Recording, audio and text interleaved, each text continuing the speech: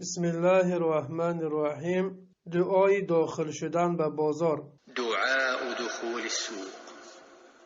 تقول: لا إله إلا الله وحده لا شريك له، له الملك وله الحمد، يحيي ويميت وهو حي لا يموت، بيده الخير وهو على كل شيء قدير. معبودی بر حق جز الله تعالی وجود ندارد، او را شریک نیست. پادشاهی و ستایش از آن او است. او زنده می کند و می میراند و او زنده است که هرگز نمی میرد. نیکی و بدی در دست اوست و او بر هر چیز توانا است. فایده های حدیث.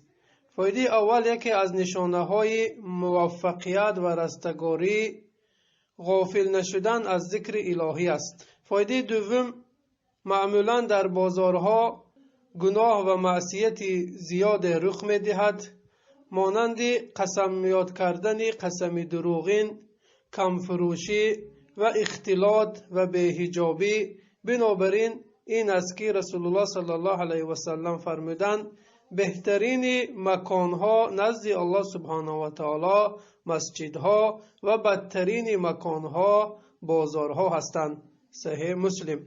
فایده سوم، بیان این مطلب که عمل مخلصانه و مطابق سنت هرچند کم باشد پاداش بزرگ از جانب الله سبحانه و تعالی در نظر گرفته شده است و او بهترین پاداش دهنده است.